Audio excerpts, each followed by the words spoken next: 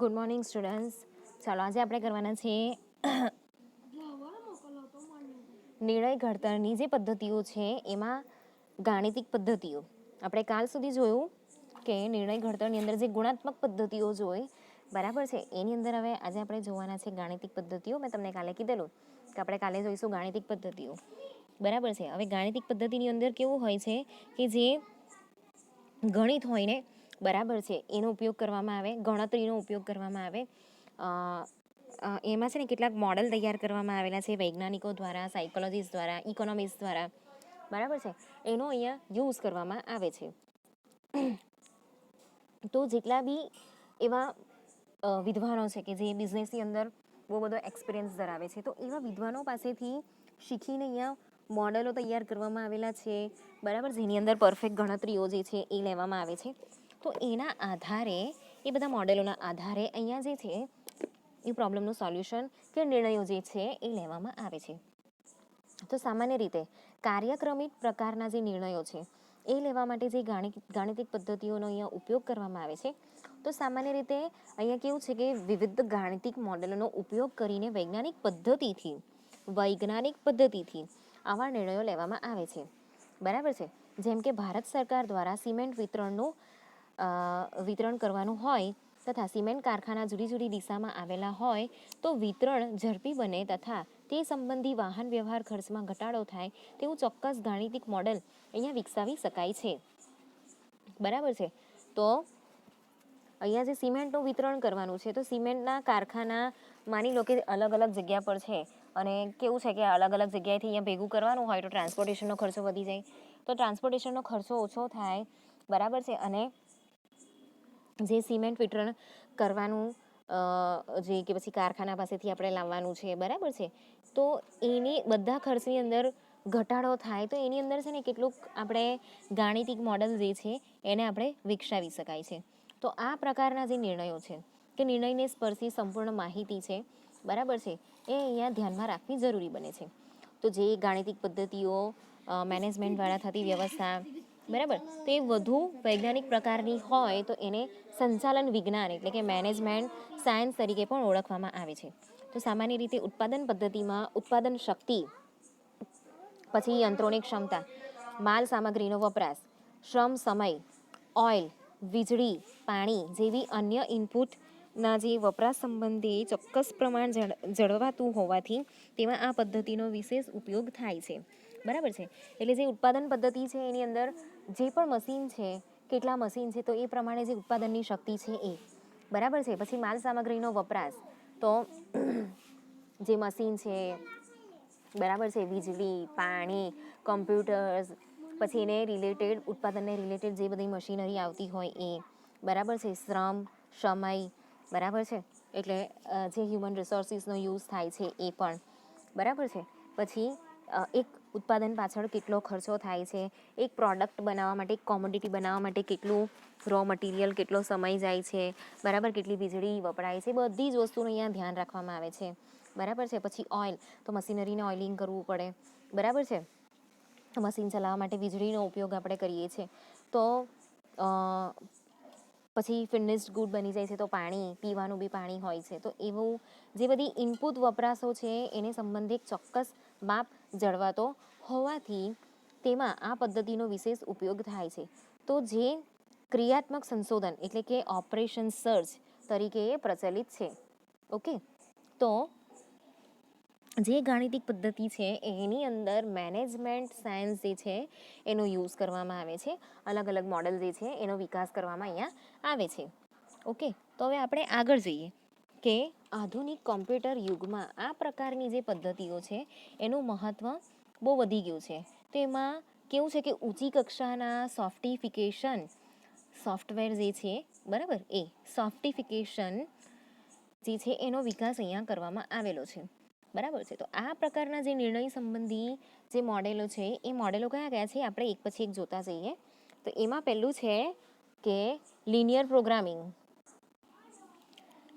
તો એ લિનિયર પ્રોગ્રામિંગની અંદર શું હોય છે કે સીમિત સાધનોનો ઉદ્દેશ્યના અનુસંધાનમાં શ્રેષ્ઠ ઉપયોગ એનો કરવો, જેમ કે અમર્યાદિત યંત્રો મર્યાદિત કર્મચારીઓનો અનેક પદ્ધતિમાં ઉપયોગ થતો હોય તે પૈકી ચોક્કસ કાર્ય માટે શ્રેષ્ઠ સંયોજન વિકસાવવું.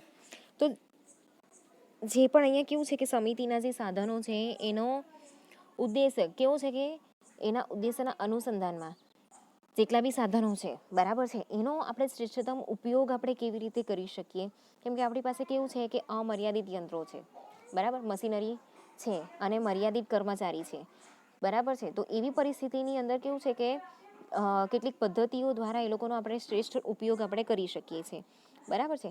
તો તે પૈકી આપણે કેવું છે કે ચોક્કસ કાર્ય માટે શ્રેષ્ઠ સંયોજન અહીંયા વિકસાવવું પડે છે, બરાબર. કેટલીક વાર કેવું હોય કે જે યંત્રો હોય ને એ મર્યાદિત હોય, જ્યારે આપણે હ્યુમન રિસોર્સિસ હોય ને એ બહુ મળી રહેતા હોય, બરાબર. તો એવી પરિસ્થિતિની અંદર બી એનું આયોજન આપણે કરવું પડે છે. એના પછી છે ઇન્વેન્ટરી મોડલ. તો ઇન્વેન્ટરી મોડલની અંદર શું છે કે બે પરસ્પર નિવારક ઘટનાઓ સંબંધી ઇષ્ટકથાઓ એટલે ઓપ્ટિમમ લેવલ એ નક્કી કરવું, જેમ કે વસ્તુનો જથ્થો અને તે સંબંધી સંગ્રહ ખર્ચના આધારે ઇષ્ટ જથ્થો જે છે એ નક્કી કરવો, અપ્રોક્સિમેટ, બરાબર. ઇષ્ટ કક્ષા એટલે અપ્રોક્સિમેટ. તો જ્યારે પણ બે પરસ્પર નિવારક ઘટનાઓ જે છે, બરાબર છે, એટલે બે કોઈ પણ ઘટના છે, બરાબર, એનો નિર્ણય એક સાથે લેવાનો છે કે બે પ્રોબ્લેમ છે એનું જે સોલ્યુશન છે એક સાથે લાવવાનું છે, બરાબર છે. તો એની અંદર જે અપ્રોક્સિમેટ જે છે એનું અપ્રોક્સિમેશન લેવલ જે છે એ નક્કી કરવાનું છે, બરાબર. સંભવ જેટલું ઓપ્ટિમમ એટલે સંભવ્ય, બરાબર, એ અહીંયા નક્કી કરવાનું છે, બરાબર છે. તો એ પ્રમાણે કેવું છે કે અહીંયા એક્ઝામ્પલ આપેલું છે કે વસ્તુનો જથ્થો અને તેને સંબંધી સંગ્રહ ખર્ચ આધારે ઇષ્ટ જથ્થો જે છે એ નક્કી કરવામાં આવે છે. એટલે વસ્તુનો જે જથ્થો છે એ કેટલો લાવવાનો છે, બરાબર, અને એ જથ્થો લાવીએ છીએ એનો સંગ્રહ કરવો, બરાબર. કેટલીક વસ્તુ એવી હોય કે એને ઠંડકમાં રાખવી પડે, તો એના માટે ફ્રીઝિંગનું જે આખો રૂમ છે તૈયાર કરવો પડે, બરાબર. કેટલાકને એસીમાં રાખવું પડે, કેટલાકને ગરમમાં રાખવું પડે, બરાબર છે. કેટલાક કેવું છે કે અમુક સાધનો જે હોય એ એમ બી પડી રહી તો ચાલે, ઓકે. તો એની પાસે જે એનો સ્ટોરેજનો જે ખર્ચો છે એના આધારે અપ્રોક્સિમેટલી જે જથ્થો છે એ નક્કી કરવામાં આવે છે કે એની પાસે કેટલો ખર્ચો થાય છે, બરાબર છે. તો એ ખર્ચા આધારે અહીંયા જે રો મટીરિયલ છે એ મંગાવવામાં આવે છે. એના પછી છે કે પ્રતીક્ષા હરોળ મોડલ, વેઇટિંગ લાઇન મોડલ. તો જ્યારે કોઈ મર્યાદિત હેઠળ અમર્યાદિત કામનો નિકાલ કરવાનો હોય, જેમ કે કર વસૂલી કાઉન્ટર અને કરદાતાઓની સંખ્યાનું આયોજન. તો આથી આ પદ્ધતિ હરોળ થિયરી તરીકે ઓળખાય છે.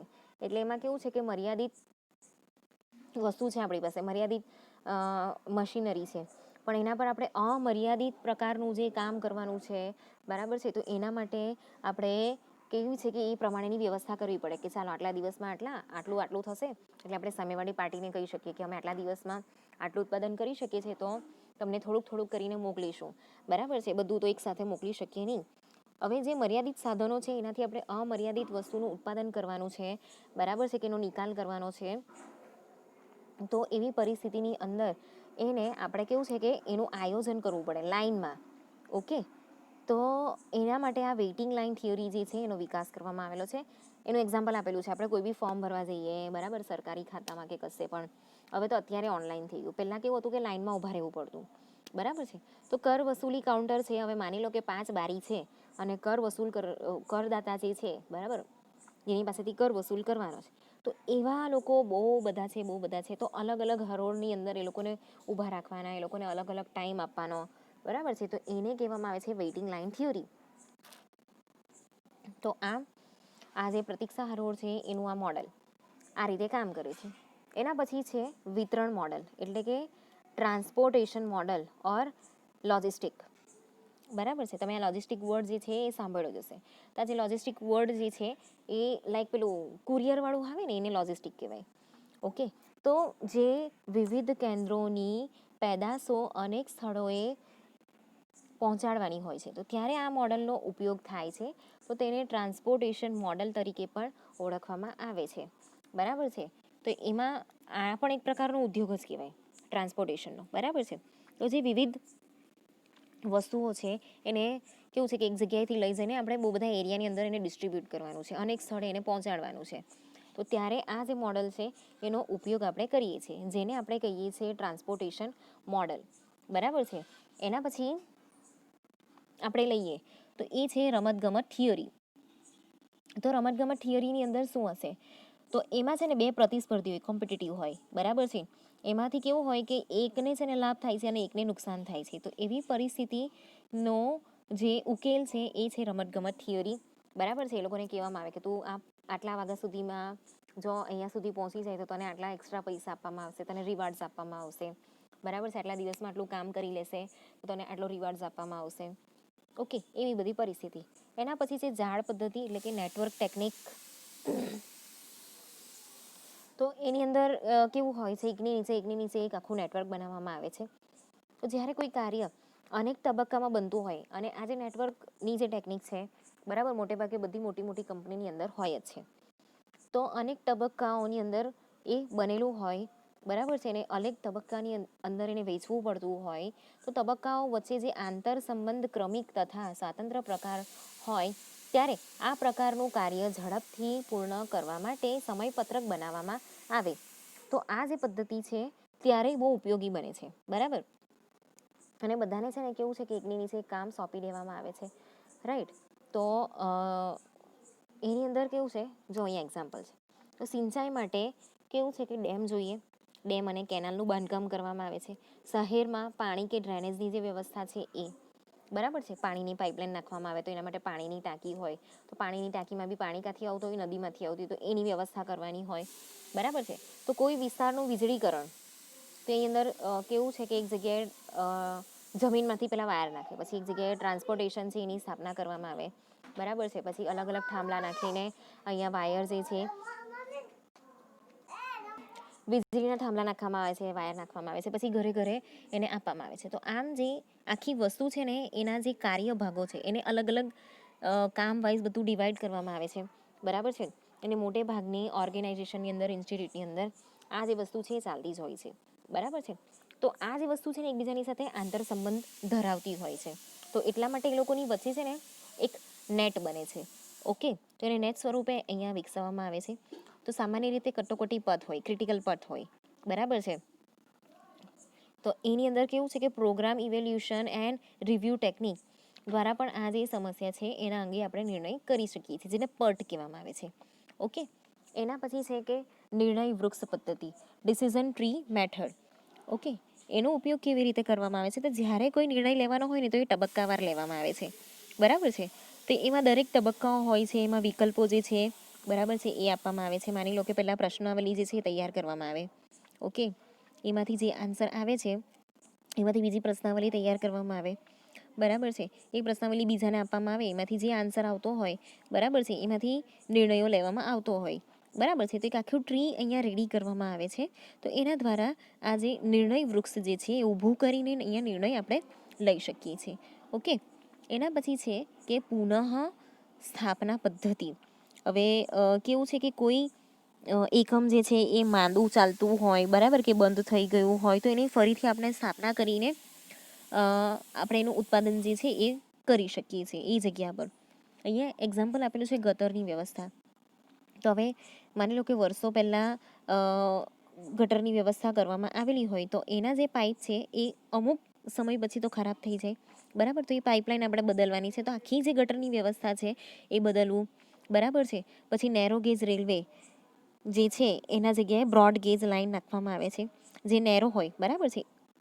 ઓછી જગ્યામાં જે રેલવે ટ્રેક બનાવેલો હોય તો આજુબાજુની જગ્યાનું પુરાણ કરીને ત્યાં બ્રોડ ગેજ લાઇન જે છે એ નાખવામાં આવે છે, બરાબર છે. એના પછી છે સમતૂટ કક્ષા એટલે કે બ્રેક ઇવન લેવલ. તો કોઈ પણ સેવા સંબંધી કિંમત નક્કી કરતી વખતે પદ્ધતિની કઈ કક્ષાએ ખિસ્સા ખર્ચ વસૂલ થશે અથવા ખિસ્સા ખર્ચ જે છે એ વસૂલ થાય તે રીતે કઈ સહાયક કિંમત જે છે એ નક્કી કરવાનો નિર્ણય લેવામાં આવે છે. એટલે સપ્લિમેન્ટરી પ્રાઇઝ, બરાબર છે. એટલે એનું ઉત્પાદન જે ખર્ચ છે, ટ્રાન્સપોર્ટેશનનો ખર્ચ છે, માર્કેટિંગનો ખર્ચ છે, એ બધી વસ્તુઓ જે છે, બરાબર છે, એ ખિસ્સા ખર્ચની અંદર આવે. તો એના આધારે આપણે કિંમત નક્કી કરવી પડે છે કે આપણને કઈ કિંમતમાં એ પોસાશે, બરાબર છે.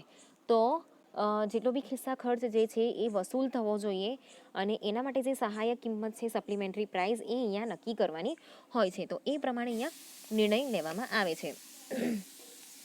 એના પછી છે સ્ટિમ્યુલેશન મોડલ. બરાબર છે. તો અનેક ચલોના ચલોને સંખ્યાની દ્રષ્ટિએ વધુ હોય અને એકબીજા પર અસર કરતા હોય તેવા જટિલ પ્રકારના નિર્ણય માટે આ પ્રકારનું મોડલ જે છે એ વિકસાવવામાં આવે છે. બરાબર છે. તો જે વસ્તુની અંદર અનેક ચલોનો ઉપયોગ થતો હોય, બરાબર છે, કે ચલની સંખ્યા જે છે એ વધારે હોય, તો એવી દ્રષ્ટિએ કેવું છે, કોમ્પિટિશન, અહીંયા ચાલ એટલે આપણે કોમ્પિટિશન માની લઈએ. બરાબર છે. તો એની અંદર કેવું છે કે એ બધા જે ચલ છે એકબીજાની ઉપર અસર કરતા હોય છે.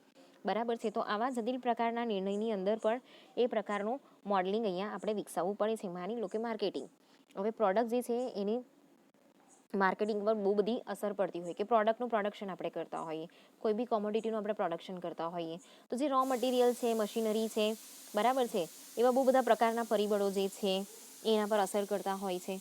બરાબર છે. તો વેધર જે છે એ અસર કરતું હોય છે. તો એવી પરિસ્થિતિની અંદર આપણે એનું સોલ્યુશન આપણે કાઢવું પડે છે. તો એના માટે એક પરફેક્ટ મોડલ જે છે એનું આપણે અહીંયા ઉત્પાદન કરવું પડે. બરાબર છે, કે મોડલ જે છે એનો આપણે વિકાસ કરવો પડે. તો આમ આ જે ચેપ્ટર છે અહીંયા પૂરું થાય છે અને આપણે આવતા લેક્ચરની અંદર લેવાના છે યુનિટ 4 પરિવર્તન અને મનોતણાવ સંચાલન. આ બી એક મહત્વની બાબત છે. બરાબર છે, જેની અંદર આપણે જે સ્ટ્રેસ મેનેજમેન્ટ ને બધું આવે છે ને એ આપણે કરીશું.